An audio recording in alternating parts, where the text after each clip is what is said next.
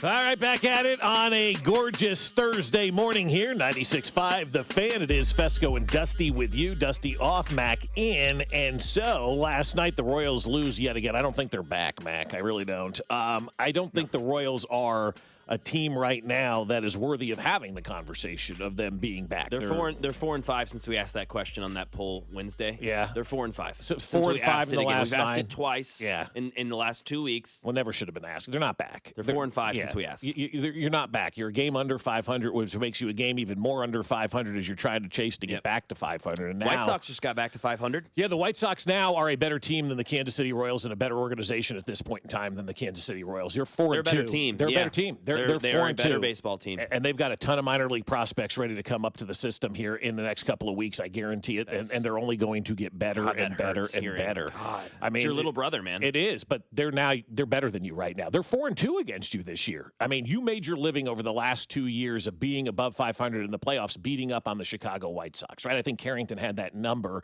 and that stat about how the Royals were against the Chicago White Sox and then against the rest of baseball. I mean, they were a dominating team against the White Sox, and that's how they made their hay. And now, over the last 2 years, 22 out of 25 times they had beaten the White Sox in 24 and 25. 22 out of 25 times. In what years? 24? In 24 and 25. They had beaten the White Sox. Last year, 11 wins against the White Sox.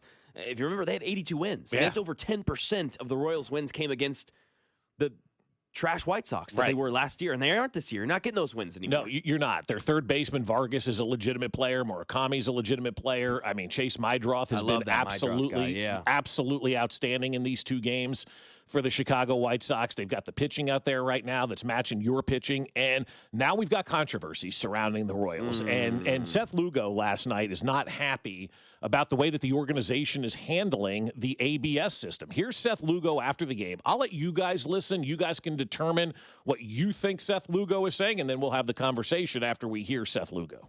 I think we need to, me personally, need to just be a little more conscious of, if I execute a pitch, then be willing to waste a challenge, instead of worrying about getting it wrong and losing one for the hitters. So I think that'd be beneficial. Are you going to be more, do you want to challenge more yourself personally? I know you guys as pitchers have stayed away from that. It's the early part of the season. I mean, the top part of the zone, it's pretty hard to tell. I knew in the first thing I got at least a couple of them right in my mind, and then I went back and looked and they were all right. So after that, I was challenging when I knew they were there. I did one, but Diaz got credit for it, but I was ready to go after that. So I think just getting better about how we're playing the game, the different rules and how much of a difference that makes. I mean, for years you get one off the plate and it's not there, but batter can't do nothing. So if they're going to get us, then we got to get them. So we just got to really be more strategic with how we use it and make sure that we know what we're doing out there.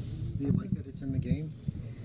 I do. Yeah, absolutely. I mean, that's, I can think about just about every game I had, good or bad. I think the size of the strike zone was, a contributing factor. So, if we're going to be, more fair and, we're going to have the challenge system, then we got to use it the right way. We got to use it the right way if we're going to have a challenge system right there. Those are the key words, I think, by Seth Lugo. Now, a little bit does sound a little bit like baseball man whining about strike zone. I'm not going to lie. A lot of that is baseball man complaining. Seth Lugo's also, ERA. He hasn't been great in his last 2 starts. Last 4 starts, he has a 7.59 ERA. Ooh, he has not been good. Worse than I thought. That is worse than I thought. He has not been good, Mac. And so you can see he's kind of down bad. He can't seemingly figure things out.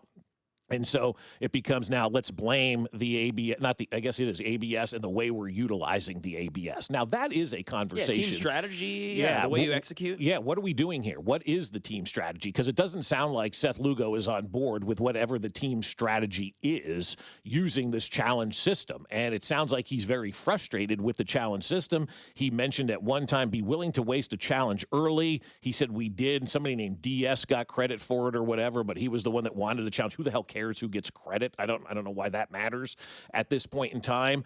But then he closes it out to say, we got to know what we're doing with this. And when he says something like that, it makes me immediately think, is there a plan? I'm sure there is a plan, but is it a plan maybe the catcher and the pitcher understand? Is it a plan that's been laid out clearly? Is it a plan that everybody agrees upon? It doesn't sound like Seth Lugo and the manager or management, I will say. Q's going to get a lot of blame for this. This is not a manager thing. I'll promise you that. It is a combined effort in all of this. Yeah. No, the whole everything. Like Q's going to get blamed for everything. It's a combined effort for everything. I mean, the lineup last night's a massive topic of conversation. A massive against topic against the lefty. Yeah. Weird lineups. They stink against lefties, by Cags the comes way. in to pinch hit. Pinch Jensen hit. Okay, why don't you just... Yeah, we're all over the place with that. But again, that Q is the guy who's going to get the blame. Yes. They sit around and the computer makes the lineup, okay? That's just the way it is. They all sit around in a meeting room. They talk about the night before what they're going to do with the lineup. This is not just Q penciling in names like it used to be back in the day, right? It's not. This is an organizational effort and an organizational fail, and really an organizational fail that the guy who's allegedly your leader in the rotation, your oldest guy, got 1,000 strikeouts last night. Hell of a career for Seth Lugo, who was picked pick number 1,000 in the draft in 20, whatever it was, and now here he is with 1,000 strikeouts, had a hell of a career. And he's out there questioning what we're doing with the ABS challenges. And so here's the way that I'm looking at it. My grandmother died years and years ago, 20 years ago now, I think it was, right? 2006. She passed away, and she was in her 90s. And it was funny because she always had these clothes. And I've shared this story before, but it makes a lot of sense now. She always had these clothes in her closet that she never wore, and they still had the tags on them from Macy's or wherever the hell she bought all these clothes, Lord & Taylor, whatever the store was. And we always used to say to my grandmother, why aren't you wearing these clothes? You buy these clothes, you keep the tags on them, you leave them I'm saving them for good. You're 90. Like, what are we saving it for? What do you mean? Yeah. I'm saving it for good. Grandma dies, closet gets open, same clothes, same tags, never worn. The good time, the saving it for good never arrived, right? Exactly. Never arrived. And so what I'm getting at is, why are we saving challenges allegedly for later in the game? Because there are certain pitches that if they are reversed and called a strike, that could change the whole dynamic of the inning. And that's what Seth Lugo's talking about there. Now, you got to be mentally tougher and not let that get to you and battle and find ways to get through it. But if we have a situation where they're telling, like the pitchers aren't doing the challenging, it's the catcher, the dugout, and the batter that are doing most of the challenges for everybody in baseball right now. But if we're sitting around and Lugo wants to challenge a pitch that he's convicted in, and then he said he went back and looked at them and they were all the right in his mind, if you're going out there and you're not allowing your guys to have those challenges early in the game, by the time you get to the end of the game, you may not need those challenges because you're getting your you-know-what kicked in because you're losing a game. Because it doesn't matter. An early challenge could have prevented Lugo from having a 27-pitch inning to maybe a 14-pitch inning. I don't know what the difference could have been, but when I listen to him say that kind of stuff, I see him with the wheels spinning like, if I just challenged that, I would have been out of that inning, and maybe the damage isn't there. And so I think they need to do a better job of communicating. It doesn't sound like there's great communication going on between the coaching staff and that side and the pitchers, because Seth Lugo, after last night's game, seems still very, very, very perplexed, Mac, about what he's supposed to do and how this challenge system is working via the team. It sounds like he's very frustrated with the way that the team is approaching this challenge system. No, 100%. There's got to be better communication there within the team on how this is going. And I mean, you mentioned all of the different factors into what that could be. Does everyone agree? Does everyone, all of those sorts of things. First off, I don't really care to give a rip if anyone agrees. Like, managers and all the coaches are going to come together and decide the way that we're going to do this. We agree. I don't really care, Seth Lugo, if you're down bad about it, you're having a rough 4 starts, you're a little bit in your head because you're not hitting the strike zone. Mm-hmm. Fine, but yeah, it is frustrating if you're Seth Lugo to say, okay, but I had double the amount of pitches in that inning, I think, because this dramatically changed the way the rest of this inning was called. Right. The way the rest of the inning was umped. So, no, I can see both sides here, but I think you look at Royals fans, man, you read last night, you read this morning what we're getting, Bob, and this is just another run, and it's such a roller coaster. It's kind of crazy to see in real time how quick things change. Last week, we're getting texts about how we're back. I got Kathy in L.A. Hitting me up on the DMs. Mac, where are you? She's the best. I love her. She's such a sweet lady. Awesome. Thank you so much for listening, Kathy. You're awesome. I don't hear you now, though, Kathy. I haven't seen your "Are you back?" questions yet. But we've got a lot of people. Q still gets the blame. He approves it. Lugo never should have gotten paid. We should have rebuilt. It's like I said before the season, Lugo and Cole should have been traded. No surprise they're playing awful or hurt. I mean, I said trade Cameron in the offseason. That's where I stood on that, and I got laughed out of the building. You've got to trade guys in order to improve your organization. And now, where the Royals are right now, Mac, I don't know what pieces they truly have in the minor leagues. I don't know where they are as an organization. They're an organization right now that I believe at this point in time is kind of stuck in purgatory. You're at the bottom of the American League Central. The Chicago White Sox have now passed you as a franchise. They are now a better franchise than you. 2 years ago, they're a better team. 2 years ago, the Chicago White Sox were a laughingstock. 2 years ago, they were a laughingstock. They're now 4-2 against you this year. Yep, that's true. They're now 4-2 against you I'd say this they're year. a better team. Franchise is a bigger discussion that we would have to delve into. Look at the minor league comparisons if you want at Baseball America. The White Sox are a top 6 team, I think, when it comes to the minor leaguers, maybe a little bit lower than that. The Royals are in the mid-20s. But as Dusty's laid out before, I mean, we've got our minor leaguers up at the top. The big league level, right? Yeah. And so do the White Sox for the most part. They got a couple of more guys they're going to bring up. Yes. Teal would have been up here if he didn't get hurt in spring training, and there's a couple of more that are going to come up this year, and then they're going to have their arsenal of guys up here, and they're going to be ready to go. And their guys right now look better than the guys that the Royals are rolling out there, because I look at the Royals now, where are the reinforcements coming from? You know, this team is not hitting great against lefties at all. I mean, there's a huge disparity against hitting against lefties. You and I were talking about it in the break. It's nuts. And just the record-wise, like against lefties, the Royals, according to Gemini anyway, the Royals are 4-9 versus righties. They're 15-15. That's now, insane. You get more opportunities against righties, obviously, but to have a discrepancy like that is wild. They're hitting 221 against lefties, 254 against righties. Wow. Well, and the lineup's different. It's just it's so crazy. You see, I mean, again, Salvador Perez 0 for 4 last night. I believe 5 left on base for Salvi. Yep. Carter Jensen comes in to pinch hit for Diaz, and 2 for 2. Carter Jensen was last night. Why don't you DH him instead of Perez? Give Perez that off night. Like, I don't get the strategy here. I don't understand it, man. And I don't either. And that's why I've been saying this is not my style of baseball. Like I Michael don't Massey, like this. He should be in. This is not my style of baseball. You play the best players. You play the hot hand. You don't, I mean, the analytics never take into account what's going on from a human side of things. They never take into account, hey, maybe this guy's hot right now. Let's just leave him in the lineup.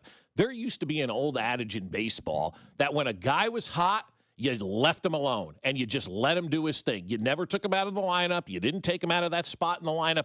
That dude's hot right now. That dude's hitting the snot out of the ball. That dude's finding ways to get on bases.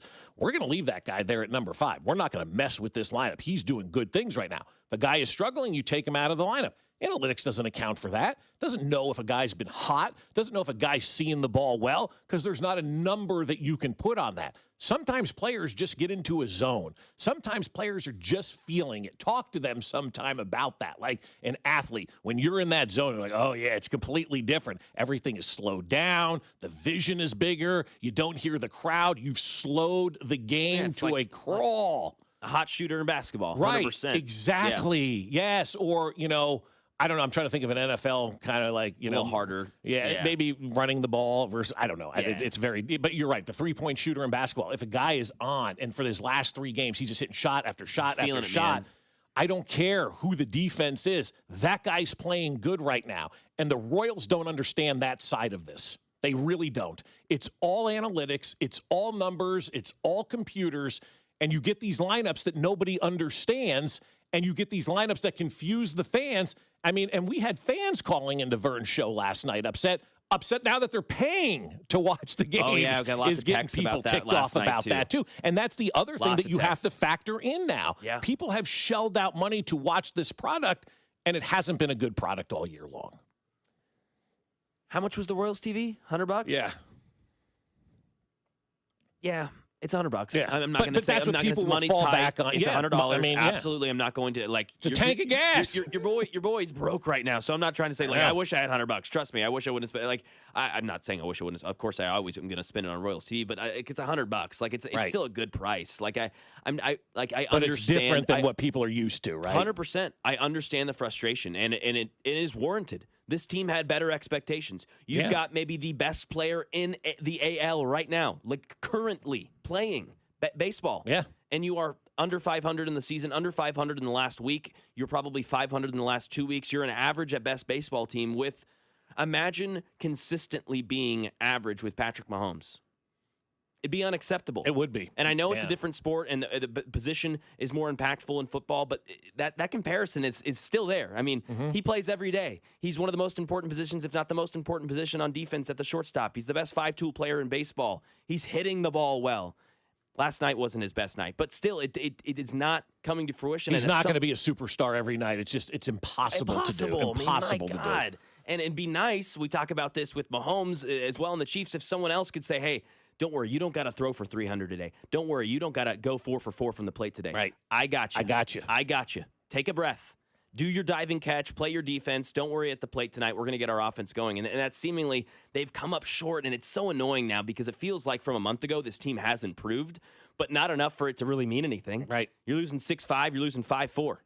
The bats are starting to heat up, and the pitching's gone down. Pitching's gone down, and this is the way it works, right? Yep. This is why you have to start out better and not dig yourself this hole, because now what are they, six games under 500? I think I was doing the math. I think by Tuesday is the next time that we can talk about the Royals being back to 500. They're 19-24, yep. So if that's five games under 500. And you're going to take on the Cardinals this weekend, who are a good baseball team, and they're playing great ball right now. And they're buying into what they're doing. Way to go, and Kramer. so I think right now with the Cardinal series coming up, man, they've got to find a way to get this win tonight against the White Sox and turn this thing around a little bit before they head to St. Louis, because right now it's just not working, and it sure sounds like Seth Lugo's not on the same page as the rest of the organization, and that's not good. And not only, Mac, are you playing bad baseball right now, you have been usurped by the Chicago White Sox.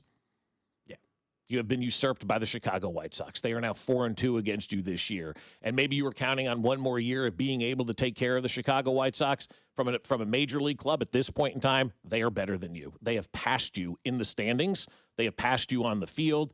And who are you going to beat up on to stockpile wins? Is it going to be the Minnesota Twins? I don't know. They've already played the Twins a couple of times this year. So, you take away those series. It's just really a frustrating time right now for, I think, everybody. I think everybody in the organization is probably frustrated right now. Listening to Vern's post-game callers last night, they're frustrated right now. Looking at the text line from Vern's show, they're frustrated right now. I'm sure you have it up this morning. Oh. I'm sure fans are frustrated right now because it feels like, rightfully so. And rightfully so. No, it's fans the same have stuff. It's the same song and dance every year. We're talking about the same thing. Well, we're talking about the same thing in these last 2 months. I mean, again, like lefties, righties, lineup inconsistency. Why isn't Cags and Jensen playing? Salvador Perez, he's in the 4-hole. Like all of these things we talked about 6 weeks ago. 8 weeks ago. Last year. I mean, we've discussed this now ad nauseum, and at some point, something's got to change. You mentioned the records against lefties and righties. I don't know what sample size you need to see, but my God, you're 4-9, and then you're 500, which, again, isn't anything to brag about, but 4-9 to 500 is a massive discrepancy in difference. What's changing? Analytically, I think you've got to find a happy medium here, because I'm not saying analytics are stupid completely, but there is, to your point, there is human. They are when you don't factor in the other side. There's and the other side's stupid when you don't yes. factor in the numbers. And if there's something there that can push you in the right direction. I'm not a black or white guy. I'm a gray area guy. I get both sides. But you can't be so wedded to one side that you don't consider the other side. And the human being is so vital, and the human brain is so vital in sports to determine whether or not somebody's going to have success. Are they in the right mindset? Analytics doesn't know any of that. They don't know if somebody's having a bad day, and they don't know if somebody's been red hot over the last 3 or 4 games, and you want to leave them in the lineup. Those are the things that are missing. Feel is missing from this organization right now. They've got the numbers.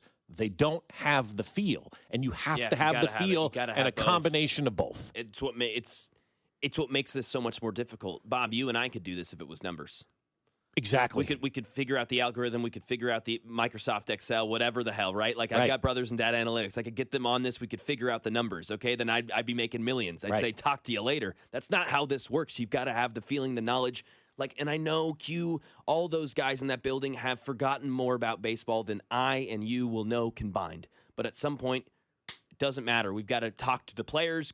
I don't know. You've got to talk to George Brett, call somebody. Hey, what's going on? Talked to George Brett the other day, had that conversation with him, kind of turned him around, unlocked him a little bit. Those are the things that analytics can't figure out. I feel like that's so desperate for me even saying that, but it's desperate times call for desperate measures. I mean, at this point, And I think the 620 actually figured it out. So maybe I'll just take a breath here. The 620 says, everything changed once the Hawaiian Bros changed their deal. Which I like. I think that's funny. We gotta laugh. Yeah, no, you have to laugh. Do you have a caller to make us laugh?